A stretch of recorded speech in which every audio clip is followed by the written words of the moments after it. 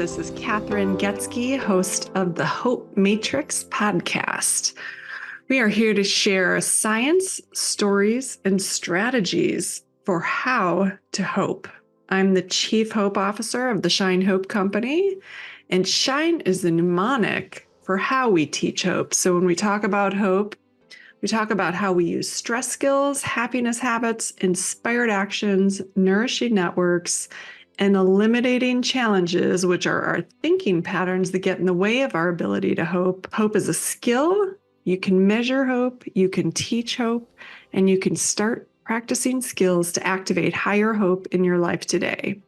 And on this Hope Matrix podcast, we aim to bring in guests, experts in science, people with stories, and those that have strategies for activating hope in your life. Well, hello, Hope Matrix listeners. This is Kathryn Goetzke, host of the Hope Matrix podcast. I have the honor and privilege of introducing to you and having with us today Miss Lawanda Jackson. Lawanda, welcome to the show. Oh, thank you. I'm honored to be shown in this light and in your area. I'm so excited. Oh, absolutely. And yes, we do work around the world. So we'll be sharing this globally, your story. I was so inspired when I met you. We didn't even really get to talk, but at a drag show drag brunch in Frank Springs. Yes.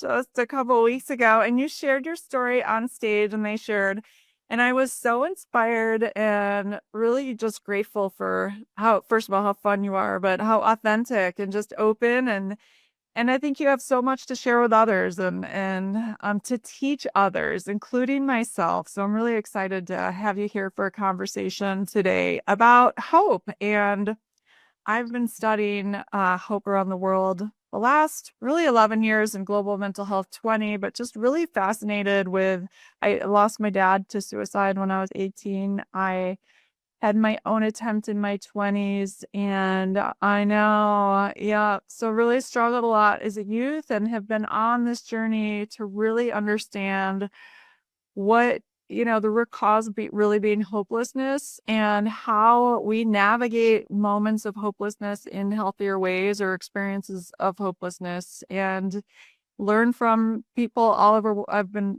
studying and learning from people all over the world so that they can share, their challenges, but really how they got through. So how they got through the challenges. Yeah. So to, help other people to make the journey a little bit easier for others along the way. And since you so willingly did that at the show, I thought I would try to get you on this show to talk with me more. You just saw my face when you were talking about your past. I'm like, you, you never know what the beautiful book cover has on the inside. Right. You never know. Absolutely. You don't ever know. That's why it's so hard to know who will die by suicide, predicts violence, addiction, all kinds of things. And so it's so important that we normalize the conversation around hopelessness. When I looked into hopelessness, it's both. So it's you feel bad, so it's emotional despair, so sad, angry, afraid, this emotional, and then it's also helplessness at the same time. So it's really that combination of feeling horrible, and then I have no power to do anything to change it.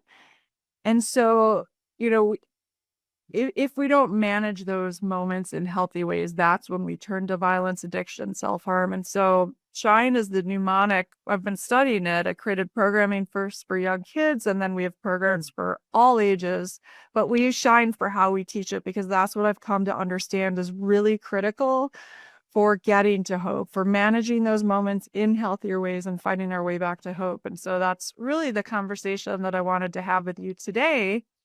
And so, to learn more, to get some wisdom from you around the specific things you were doing because of your own story of, what you went through. So do you want to dive a little bit more into that for our listeners?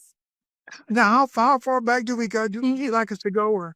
You can go however far back you want to go. I mean, you can give us background context. So whatever you want to talk about, we want to hear about. Coming up in my family, I was there was 7 of us. No, there were 6 of us, but I was the second born male. And my mom was a nurse at the time. When my mom would go to work, my dad would have me. I was 5. My dad would have me come in the room after my mom went to work. And I'm thinking, okay, Dad. And he wanted me to put my head on his chest and follow his private areas. And I didn't understand it. I was 5. Wow. So that went on till about maybe 6. So my mom came home from work early, and she says, she came in, and she opened the door, and I was in bed, of course, with him, just my dad. She said, "What are y'all doing?" I said, "Mom, I'm playing with Dad's snake." She said, "A snake?" She told me to go in the room. I heard them arguing. I didn't understand at the time. They were arguing. And about 2 weeks later, my mom woke us up and said, "Whatever you got on, keep it on and get in the car." She drove to the Greyhound bus station in Houston with all 6 of us, put us on a bus, and we went to Oregon with the clothes that we had on and a bag of fruit. That was all we had.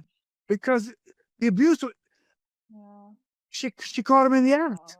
Oh my gosh. Yeah. So, from Houston to Oregon. And then once I got to Oregon, I got to meet my grandmother and my family, my side of the family I never knew. Then my world started. I started seeing myself differently. Yeah, Yeah. back in Portland. Wow. You must have had a strong mom. Yeah. Really strong, because he was very abusive to the point where she had no front teeth for a long time. Oh my gosh. Wow. So she went through a lot. We went through a lot hearing all that growing up. Then when we got to Portland, I met my grandmother, my uncles. I had a gay uncle. And my gay uncle tried to play hide and go seek with me. I'm like, what is going on? Why me? And I'm in middle school at the time. And I told him, I said, Uncle, I don't know what you're doing or why you're doing this, but not with me. Not with me. Wow. He says, "Well, are you gay? You are gay?" I said, "Well, what is gay? Gay? What does that mean?" I was 10. When you hear the word gay, you don't know Yeah. Right. at 10. Yeah. Yep. So from there, my mom took my siblings, to another side of Oregon, where it was all predominantly Caucasian, but they needed a quota for African American kids to go to the high schools. So they moved my mom up to the white neighborhood. If I can just be honest with you, Yeah. to the white neighborhood, because she had 6 of us, and they bused us each to a high school for the quota, to be the first African American black student in high school. I was the only one in my high school that of color. Oh my gosh. So, Wow. you talking about a Wizard of Oz? Where's it leading to? What road is this going to? Wow. And then from there I went to from there I went to high school performing arts, and that's where I found my footing and realized I didn't have a sexual orientation or preference back then. I was just trying to figure myself out. Everyone would call me gay, fag, sissy. I just did because my clothes, because I was flamboyant. I didn't dress like a girl. I had a big afro, nice body. I was a dancer. They tease you because for my femininity and how I express myself through my clothing. And all my clothes came from the Goodwill. I end up graduating, scholarship, best dressed, most likely to succeed, No. most successful, most handsome, and best personality. Oh my gosh. That's amazing. Wow. So I had to give myself hope. I know. How did you do it? How did you manage the stress of all the bullying and the teasing and kids? My grandmother, she said, "Grandson, you have sugar in your tank." Back then, that was a phrase for saying you were different. That was the African American phrase to African American families. You have sugar in your tank. So I had sugar in my tank. She said, "Well, you're different than the other kids. You're different than the other boys. You're gonna have to go and work out and do push-ups every day before you go to school, I want to see you work out across at the park. So you gotta get your strength up because you're gonna have to fight back. And that's what I did. The guys would pick on me as soon as they pulled my hair, because I had a big, huge afro, beautiful afro, full of hair. As soon as they pulled my hair, honey, I came up with uppercut. Oh my gosh. I'm still tall to this day at 63. My grandmother taught me my resilientness to be tough. Be tough. She said, if you don't fight back, they're gonna walk over you. They're gonna walk right over you. Yeah. So did you fight once and then it ended, or did you have to keep fighting? I kept fighting. Whoever would physically touch me or stab me with a pencil or pull my hair or spit on me, I would fight back. I would have to fight back. I wouldn't have a choice. Wow. When you're back into a corner, you have to come out swinging. You got to try your best anyway. Your best. Yeah. Then Wow. You graduated. You graduated with all these awards and honors, and yeah. Then when my mother, thank you, my mother found out that I was gay. She put me out. Oh my gosh. So I said, Mom, you have to put me out. I'm just going to get out. So save the drama. I'm just going to leave because I respect you enough not to get into this big altercation with you. Even though my uncle is gay, my aunt is a lesbian, but you want to chastise me. Mind you, my mother was military at the time. So I was homeless for about 3 years. I lived under the Burnside Bridge in Portland, Oregon. Wow. How old were you? I was 17 and a half. Oh my gosh. And this was after you graduated. You graduated high school by then. And so as I'm going through downtown to catch the bus to go to my friends' houses, I couch surfed for a while. I went to my grandmother's, but I didn't want my grandmother and my mother to get into any kind of friction because of me. Yeah. I love my grandmother. Yeah. Just adore my grandmother to this day. Yeah. But I didn't want any kind of disconnection with them two. So I decided to pull out of it. And so I found a boarding house in Portland for about $25 a week. And I stayed there. It was drugs, prostitution, alcoholics, homeless people, but it was a place to sleep, shower, and eat. Yeah. And so as I was going to school, I saw a marquee said male dancers wanted. And the show bar was called Darcel 15, the longest running show bar in the world. Wow. To this day.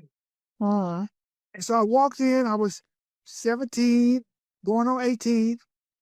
I walked in, I said, Marquis said, who are you? I said, oh, I want to audition. She said, how old are you?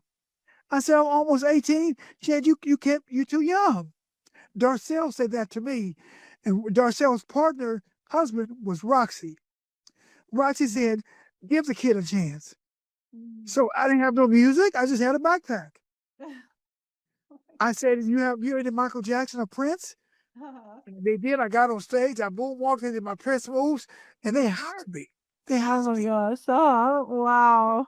So by law, I didn't even know it was a drag show. I just saw male dancers. Right.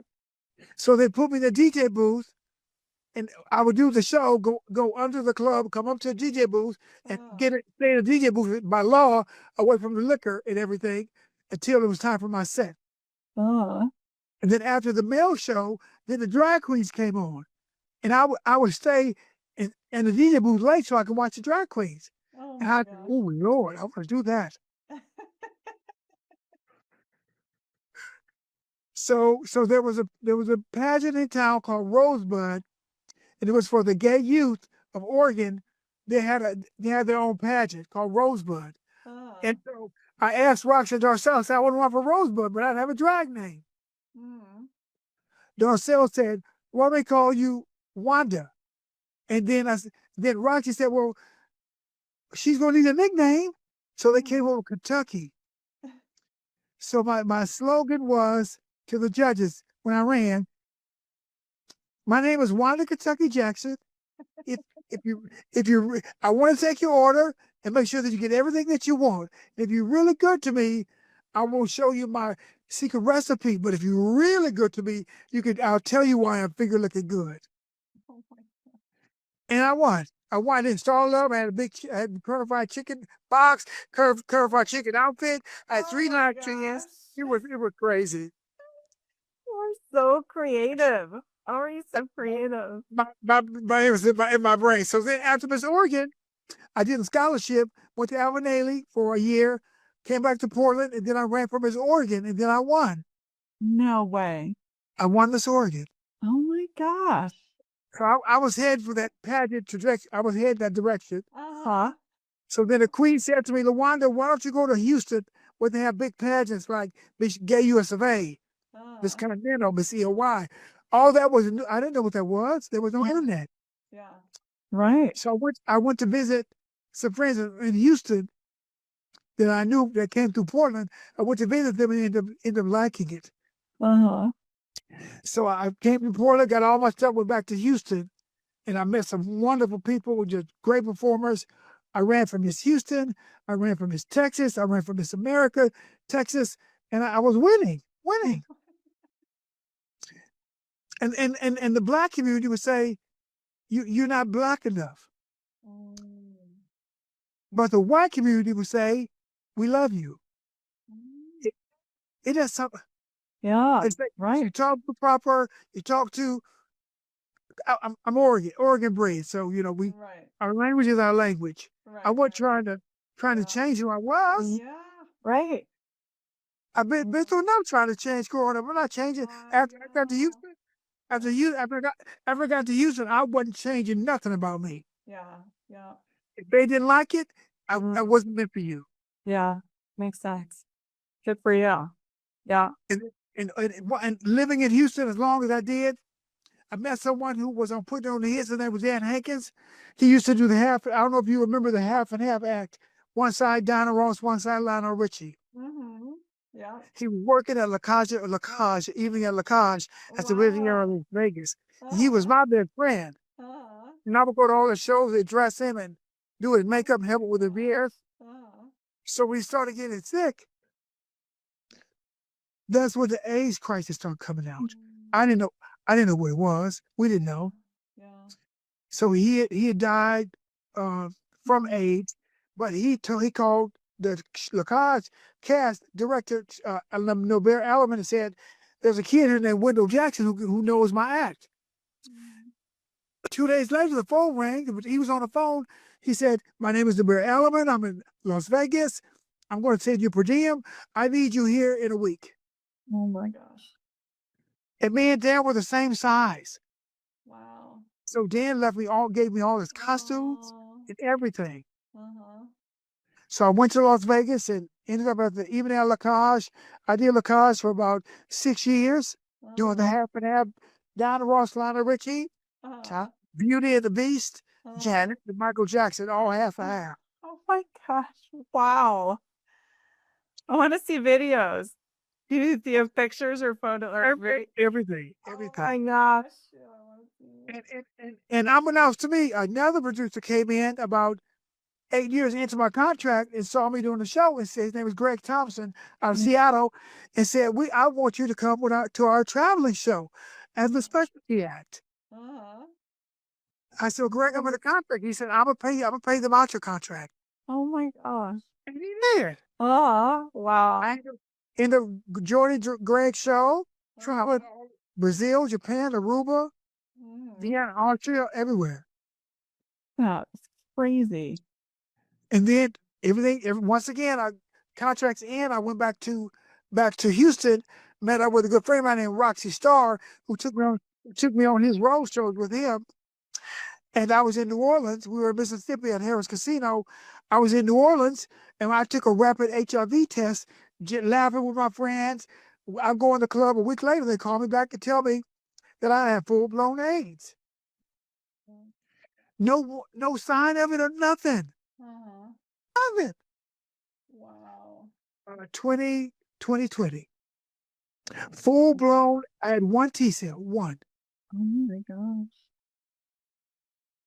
I didn't drink. I didn't smoke. I was athletic. I found really what saved me, I think. Yeah, yeah. How did you stay out of drugs and alcohol in all of the environment that you I saw what it did to other people. Mhm. I saw them shooting up. I saw them doing the cocaine. I saw them doing the mollies. I saw them doing the acid. Now I tried crack one time. I tried acid one time. It wasn't for me. I got sick. I Mhm. vomited everything. So Yeah. I tried it because everybody was doing it, but I didn't want to shoot up, and I didn't. I didn't like liquor at all. Yeah. Yeah, it's a killing. So, I mean, it's like, yeah. So how do you manage all the chaos of it all, the stress of it all? Like a lot of people use those drugs to navigate the emotional despair they're in. I mean, really. So what do you do? How do you in healthier ways? To me, mine is my circle who was around me at the time, which is my sister Jackie, who I'm Mhm. very close to this day. She's really, Yeah. she's been my guardian angel, even though she's living, my living angel, Yeah. my sister Jackie. I think of her, I think of what would she do when I'm in a situation. I think of my grandmother, what would she say? My Yeah. grandmother would drink whiskey on the weekend and go to church on Sunday, and Mm. Yeah. she would drink whiskey. Yeah. Um. And she had a mouth like a sailor. And so that's why when you saw me at Oscars, you know, when I got on the mic, all this stuff just comes out of my mouth. Yeah. And nothing's planned. Uh-huh. And some of Yeah. it's kind of raunchy and raw, but it's a brunch. Yeah. Right. So, Yeah. so I never really have guidelines. I just have guidance through my past, people that that I love and emulated to this day. Got it. Yeah. So what happened after the diagnosis? They got me on medication, and I ended up going back to Houston, and I ended up running for Miss Texas 2010, Texas Classic. I won at 49. I won Miss Texas Classic, Oh my gosh. for the oldest competitor ever. Then I went to Mhm. Miss Classic, US of A Classic, which was a preliminary to the national, and I Uh-huh. won that. Oh my gosh. A year later, I went back and won Miss Texas, which is huge in Texas. Uh-huh. Yeah. At 50, I was 50. Oh my gosh. Oldest competitor ever. Everyone told me that I was too old. Uh-huh. I wouldn't survive it. Uh-huh. The prettier younger transsexual girls with more talent. But I said to the judges, they may be prettier and they may have more talent, but Uh-huh. I have the footsteps, Yeah. the thing that they're walking in now because of Yeah. me. Wow. Yeah. So I won an interview Sort at of. Bourbon Store, and Wow. I won an interview with talent and won Miss USA. Oh my I'm the gosh. oldest Miss Texas and the oldest Miss USA in history today. Wow. Uh-huh. That's incredible. And then you fast forward a year after Miss USA, I have an Mhm. aneurysm and a stroke. Right side aneurysm, left side stroke. Yeah, that's the story you were telling us about. Yeah. Brushing my teeth in the bathroom, getting ready to headline at Pride in Houston, Uh-huh. and collapsed and woke up in a lifeline helicopter. Wow. So what did you do? I during that time I wanted to end it in the hospital because I'm a trained dancer. I'm a performer. What am I gonna do? I know, right? Yeah, yeah, so predictive. Those moments that just change your whole life that, we hope for this and then how do we redirect? So, yeah, exactly. What did you do? How did you redirect? How did you navigate the rage, the sadness, the My fear? my sister my sister stayed with me, and my two good friends who own a club in Amarillo, Texas, David and Kevin, they came down during that time, and they asked my mom, "Can we take Lawanda with us to Amarillo so she can recover?" Mm-hmm. My dad was doing not well then. My stepfather wasn't doing well then, so I didn't want to put that stress on my mother to take care of me too and him because Yeah, he was doing not doing well at all. yeah, So I had a one-on-one with my sister Jackie, and she said, "Well, you go to the people that have your best interest at heart. Not that we don't, yeah. but they clearly love you, Lawanda." Mm. They packed in my apartment, moved everything to Amarillo, Texas, and Mhm. they kept me for 2.5 years until I could find some normalcy. Yeah. Yeah. So did you It stay was with them? Yeah. Where'd you stay? I stayed with them. They had a garage apartment. They redid it. And it was upstairs, Awesome. flight of stairs. Now I Yeah. needed the stairs for therapy anyway. Yeah. Right. To recover. You Yeah. know, I had speech therapy. I could barely talk. I was slurring my words. I was drooling. The left side was it was terrible, Yeah. Everything changed. Yep. drastically. Yeah. And then I had back to the hospital. I had a good friend of mine. Her name is Shay Laree. She's a 5-time national title holder. She came to visit me from Los Angeles. She said, Lawanda, when you get out of here, when you start to talk again, you're not going to ever be who you used to be, but you will still have matter because you matter to so many people around the country. You are in Mukbiscardiali too with Sandra Bullock. You've been all around the world. So people loved Yeah. you. Yeah. So, Exactly. For so you. don't give up. Yeah. Yeah, Yeah. don't give up now. She said, Yeah. so when I get out, I want you to coach me in the interview. I could barely talk at the time. Uh-huh. So as my speech started getting better, Yeah. I would talk to Shay on the phone. She was running for Miss USA at the time. Mm-hmm. Because I'd already stepped down. Yeah. Right. So you coached So her? I coached her. She won the interview with a perfect score. She won the pageant. Oh, isn't that amazing? So and then the newcomer division, Daryl Newman, took me under his wing and created a dream team, and I was part of the interview process for the classes, for the younger generations of performers coming up.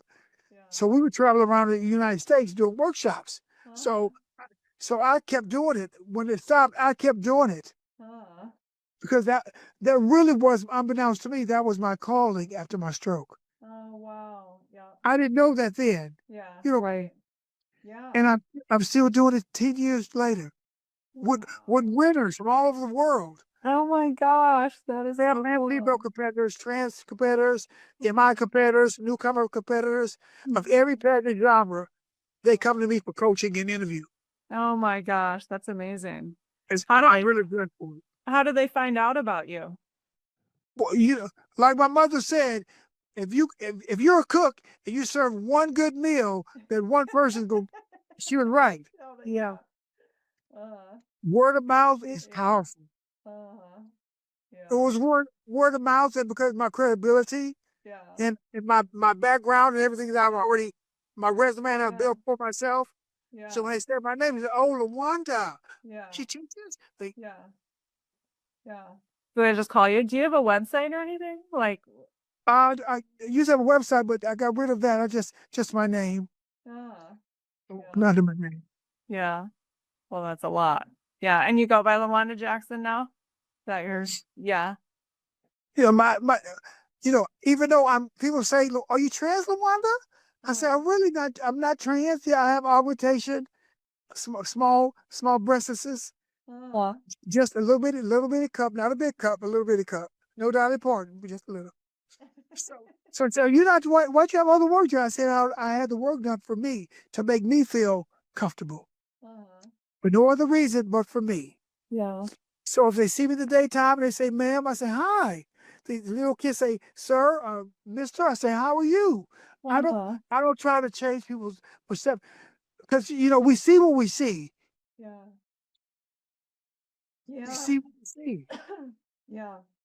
And I don't want to get in any kind of argument with somebody trying to, oh, I'm this, I'm that, identify as it. I'm not doing that. Yeah. However you see me, how you address me is how I'm going to react to you. And how do you want to be addressed? Oh, I love Lawanda, Yeah. but my chosen family here,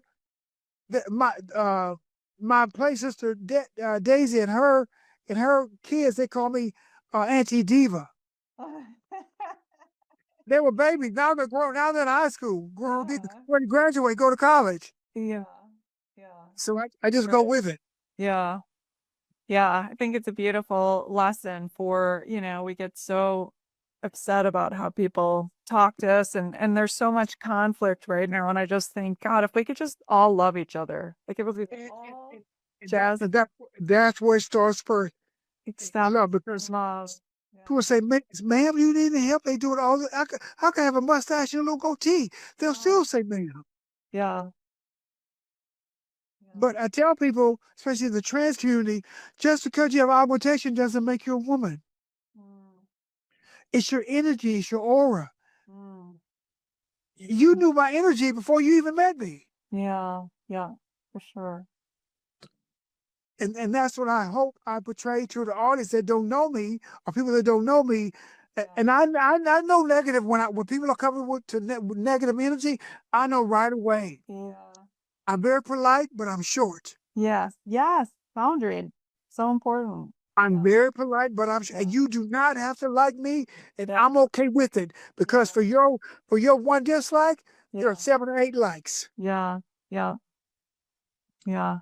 have the kindest energy. Really. So kind. Yeah. Thank you. And warm. Yeah. Really wonderful.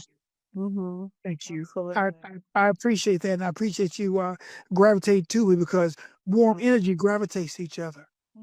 Yeah, absolutely. And hot and cold does not. No, Water absolutely does not. That's right. Yes. Yeah, you were so inspired. So how did you get back performing? I mean, you're performing now, you're hosting. It's like amazing. I'm so inspired, and it was so amazing to see, you have such a boldness, and you're just so audacious in how you present yourself and all of that. So really inspiring. So how did you get back into it? I appreciate when I was in Amarillo that they owned a nightclub. So as I got better, David and Kevin say, well, if you want to perform, I still have my wardrobe was all behind. I can show you my wardrobe is still here. I still got, and my wardrobe was fabulous. Oh, you were in a really amazing red. Fabulous. Yeah. It's not Amazon either. It's the Wonder Fabulous, not Amazon. No knock to Amazon though. So David and Kevin allowed me to come back on stage and perform, to try to get some balance, and just to find out how I can move. What can I do? What can I not do? And living there under that, doing that, then USA called, said, Lawanda, we want you to come back. They said, we don't care if you're in a wheelchair. You got to make your return. So they flew me to Oklahoma. I was at an MI pageant for trans male performers. It's MI Classic. And my first time being seen after my stroke, to that arena that I was in. When I walked into the theater, the walls were shaking. The love and admiration and gratitude. I said, for me? I said, I made that much of these people. When you give it, you don't see it like everybody sees it. You don't see it. When you give and give and give, I don't expect nothing back in return. Yeah, right. And I knew then,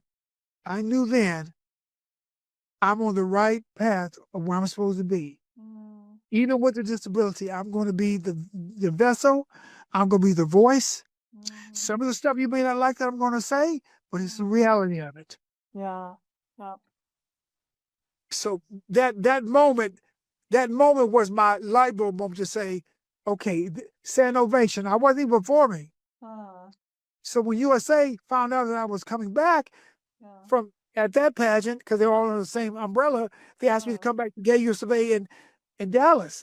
And when I came out and did marriage, I had my cane with me because I had to walk with a cane at the time. I threw that cane to the audience. They were crazy. I just had one hand. I was doing marriage. And I have not looked back since. And then I worked back with Frank Marino doing Dionne Warwick, and then Dan Glory Oscars doing, introducing Dionne Warwick to a star of the Hawkins Walk of Fame in Palm Springs. I never thought that I would still be doing what I love to do. I've been doing this since I can remember, 17, 16? Yeah, just such a passion. And still doing it. Almost 48 years now. Amazing. It's a blessing. Yeah. To me. So you're dancing every day. Now here, I'm every step. Like I'll park. Like I went to the post office this morning, there's a handicap ramp. Uh, I parked a ways away from the ramp and walked up the stairs. uh, When I go to the theater with my good friend Hot Chocolate Larry Edwards, a former Skate America, there's an escalator that goes into the theater, the casino. yeah. I take the stairs. And people stare at me. Yeah. They're like, "What, you damn fool?" Uh, And I see them say, "Oh, she's a damn fool." Because they see my arm, they know how to something happened to me. But it, but they can walk up the stairs, but they take the escalator. I can't walk up the stairs, but I take the stairs. take that. Yeah. Yeah. Mm-hmm. Good for you. Yeah. Amazing. You got to do the hard stuff to get better, It's not easy. Even though they release you from therapy, every day, every phone call talking to you, every time I get up, it's therapy to me. Yes, me too. Absolutely. Me too. For sure. When the voices come about when I start feeling down and sad, because I do. Yeah. Of course. Yeah. You want to be accepted, you want to be loved, you want to be most of all respected. And a lot of times you don't get it when you have a disability. Yeah, absolutely. They say, "Oh, I'm so sorry. What happened?" I tell people at the airport, "Don't feel sorry for me. Be inspired by me. Yeah. Be motivated. Be encouraged." Yeah. Yeah. The first thing they say is, "I'm so sorry." Uh-huh. I said, "Feel sorry for the ones that didn't make it. I made it." Yeah. What do you want people to say to you? I want them to say, "Thank you." Mm. Mm. Thank you. I want them to say, "Thank you for giving people like us hope." And when I said that on the mic in Palm Springs, we matter. We matter. We do. And a lot of times disabilities are not seen. Those people matter. We matter. Yeah, absolutely. I have issues because of stroke and aneurysm, trying to make myself worthy and valued and wanted and admired. It's hard. Yeah. You go into a club and everybody's looking at you like, "Why are you walking like that? Why?" They don't know. Instead of them looking, come and ask me, Yeah. "What happened? Let me tell you what happened. Maybe I can encourage you to stop doing drugs, to stop drinking, to stop doing the hard stuff that's going to get you." Because the neurologist said to me, "Lawanda, you will be dead if you were not athletic, if you had smoked, if you had did drugs, you would have died instantly." Yeah. Yeah. Yeah, it's so important. And these kids are killing themselves. So, I mean, I know. I know. It's horrible. My gay son's husband works at a mortuary in Las Vegas. He said they come in with the fentanyl overdoses, 16, 17 babies. Oh no. Yeah. Yeah. And they all matter, you know? And then when they do that stuff, and then they have a traumatic situation happen, it makes it worse. Oh, absolutely. I mean, so much worse. Because your body can't fight. Your body can't fight back. I know. Right. Yeah, absolutely. Yeah, I mean, it's amazing that you're such a leader in health, in going through such challenging life experiences. You've charted a path for so many, and you've done it sober and clean and present. And what what a way to lead, really. It takes such courage to do that. And I really, really appreciate you saying that to me. But I know that people are going to do what they want to do. Yeah. And people are going to drink and act and, "Oh, well, I'm fine, I'm fine, I'm fine." Yeah. But once the smoke clears, you're not going to be fine. You may not have a stroke, you may not have heart issues, you may not any of those things. But if it comes up in your later years, you're going to look back and say, "What did I do to my body?" Yeah. Yeah. What do you think we can do to help make people feel more valued in society and like they matter? They have to prioritize what they're doing visually to stimulate their minds. The internet is taking these people down rabbit holes. I want to be on TikTok. I want to be famous. Well, you get on TikTok and become famous. Fall out in the street, have something happen to you with your health, detrimental, and see who comes to get you. Your followers not coming. Yeah. Yeah. Real life connections. I know. So important. But So they make important. they think the Yeah. computer, the laptop, the iPhone is Yeah. their savior. Yeah. Yeah. They think I don't need to go to the doctor. I can Google it. Google is not your doctor. Yeah. Yeah. Absolutely. I'm not having no symptoms. Yeah. Yeah, you are. Mm-hmm. Look at your skin. It's already Mm-hmm. showing. Yeah. I said, you're not feeling well? Oh, no, I'm fine. No, you're not. Yeah. Go get tested, young man. Yeah. Mm. And I see them now, and they said, Lawanda, thank you. How did you know? I said, because I Mm-hmm. grew up with it. I know. I can see it. Mm-hmm. I have a couple Oh. next door, brand new baby. He beats her up once or twice a month. The baby's 3 months old. Mm. I The other day he said, Miss Jackson. I said, don't Miss Jackson me. I said, young man, come in my apartment. I said, you're 23, she's 24, new baby. What do you think's gonna happen if you hit her again and she ends up dying? Or what do you think's gonna happen if you all get in a fight and the baby gets hurt? Your life is over, her life is over, and the child is gonna go and protect the state. I can't tell you how to live. I can tell you the dam has cracks in it. And those cracks are getting ready to break. Yeah. You live your life how you want to. But if you ever feel like you're going to explode, you need to either come over here or go get help or just disconnect from her. If she's you got to disconnect from you. Yes. I know. You have to. Yeah. The 90-second stress response. We have a 90-second physiological We response. really have 30 seconds. Yeah, no, right. But it takes 90 seconds for the stress hormones to cycle through our body. If we if we can't find a way to stop that cycle, that is exactly when addiction, violence, self-harm. We've got to learn how to do that in society. That's why we're in jail. That's why we're addicts. So yeah, and it's our stress hormones. And when our stress hormones are going through our body, we can't think clearly at all or problem solve. So unless you have an intervention like that, where you go to a neighbor or go for a walk or do something to get out of the situation, you're going to make a really horrible decision. Just decision. And then once that decision, what you have done is cleared, you're going to say, where's my life now? It's ruined. I know. Wow. Ruined. Yeah. Wow. Well, I'm in Las Vegas, entertainment capital of the world. I see people with these amazing careers. yeah. One day they're on all the billboards and marquees. Yeah. The next day they're at the dope house. I know. Beautiful careers and so talented. Yeah. Teeth gone, skin gone, aesthetics gone. Yeah. And all I do is shake my head and go. Yeah. Yeah.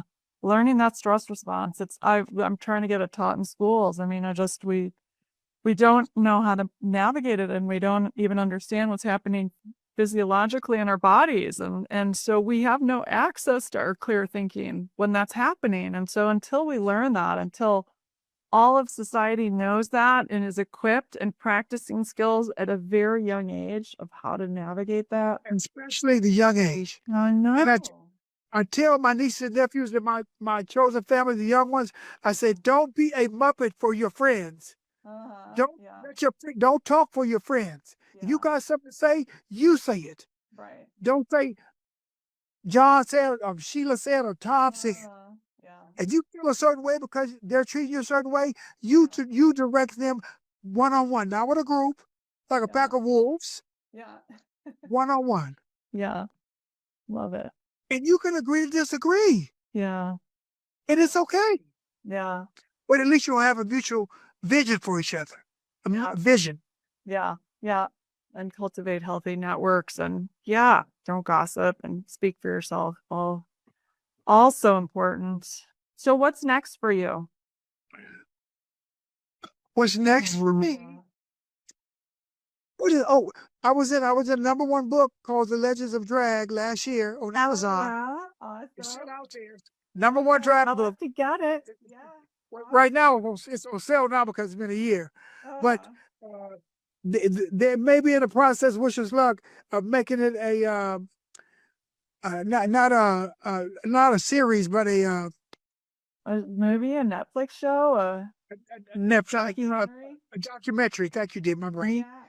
Yeah. They're in the process of pitching it for a documentary. Amazing. So, Yeah. so if it happens, everyone in that book will be part of the documentary. Oh my And God. a lot of them are all iconic trailblazers in the industry who are of a certain age that the younger generation is going to miss once we leave this world. But if they document us a documentary, I know. we have a lifetime. Yes, absolutely. It's called Legends of Drag. All right, The amazing. book is called Legends of Drag. Okay, Legends of Drag, yeah. And then the documentary. I'm gonna visualize that. So yeah, I see that. It's amazing.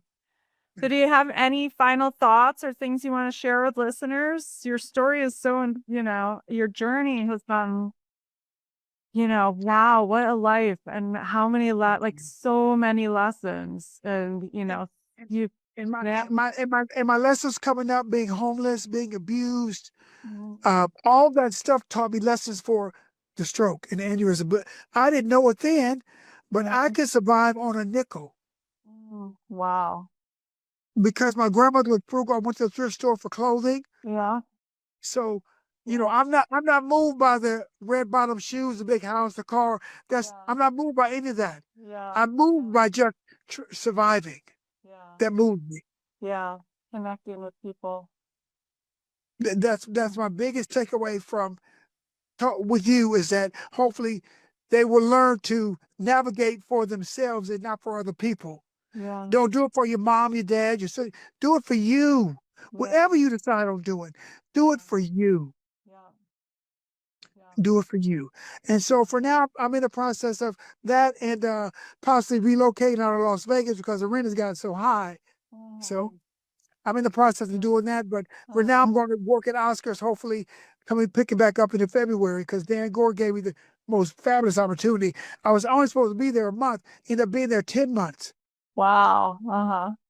And I and it wasn't about the pay. It wasn't about the pay. It wasn't about the having the accolades of working in Palm Springs.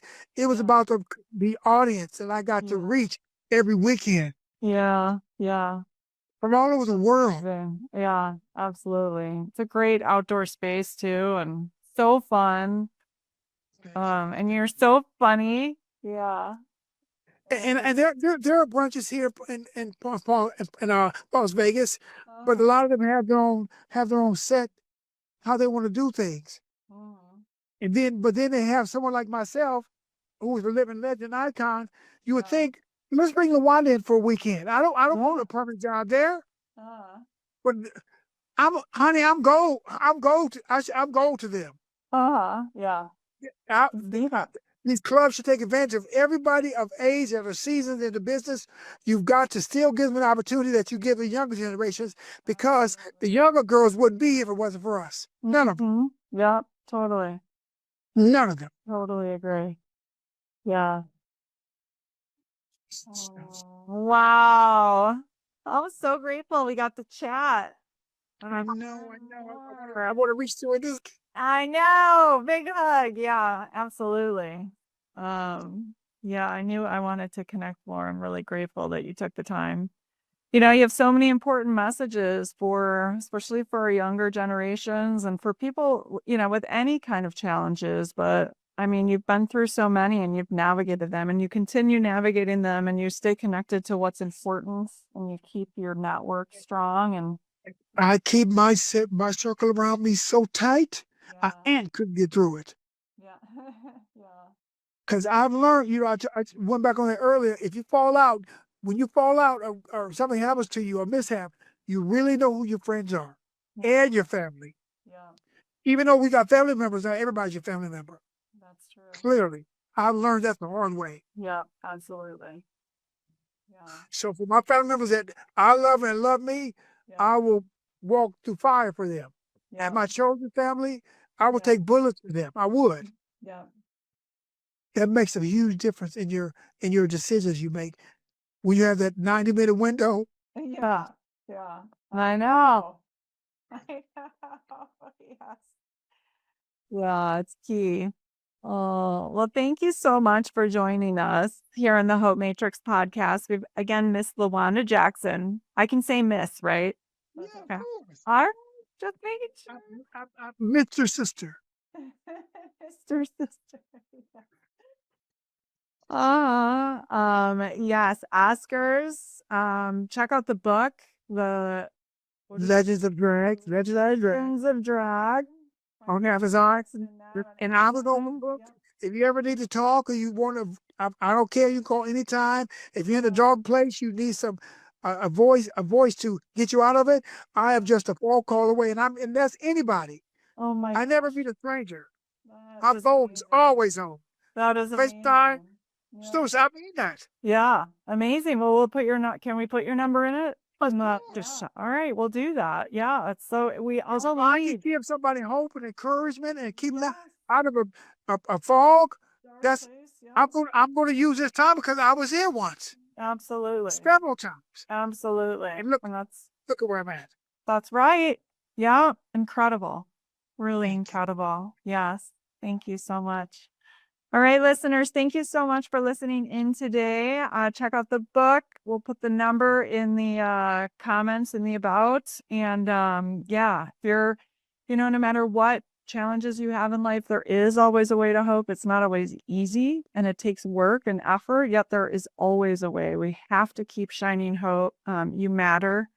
You're here for a reason. Sometimes it's a little challenging to figure out what that is and how to get there. But again, there are people here to help and support, like Lawanda Jackson, and so many others. So yeah, thank you so much. Have a wonderful day, everyone, and keep shining. So, thank you all for listening in to the Hope Matrix podcast. We want to shine a light that hope is teachable, hope is measurable and teachable, and provide you with actionable insights for how you can start activating hope in your life today, and provide a framework so you can start talking about hope with other people and practice these skills together because we are better with hope. Please feel free to check out theshinehopecompany.com where we list all of our resources around how to hope. We have a lot of free programs for how to hope, including the 5-day challenge, our hope infographic with a lot of skills that showcase how to hope and articles of how to incorporate hope into your life. We have the Hope Beat Weekly, which is a weekly newsletter that shares strategies for hope. We have a My Hope Story template, so you can write your own hope story today. Also, My Hope Hero, so we can share what our heroes are doing to activate hope in their lives. And this is especially good with youth, so they can start looking up to people that have overcome similar challenges to them and seeing how these heroes use the Shine Hope framework. We have a Hopeful Minds for Teens program, a Hopeful Minds overview, educator guides. We have a new evidence-based college course so you can activate hope on the college campus. There are programs in the workplace, overview courses, 90-minute courses for learning the what, why, and how to hope. What I want you to know about hope is it's a skill. You've got to practice these skills to become hopeful. It's easy to fall into despair and helplessness when we deal with challenges in life, and it takes intentional work and practice to get to hope. And yet it is always possible. So no matter what life brings, keep shining hope. Thanks so much for listening in. Have an awesome day. And of course, I've got to add that this program is designed to assist you in learning about hope. It should not be used for medical advice, counseling, or other health-related services. I, Fred, the Shine Hope Company, and myself, Kathryn Goetzke, do not endorse or provide any medical advice, diagnosis, or treatment. I am not a medical doctor. The information provided here should not be used for the diagnosis or treatment of any medical condition and cannot be substituted for the advice of physicians, licensed professionals, or therapists who are familiar with your specific situation. Consult a licensed medical profession or call 911 if you are in need of immediate assistance. And be sure to know the crisis hotline, 988, if you are in need of support. Thanks a bunch for listening. Take good care of yourself and keep shining hope.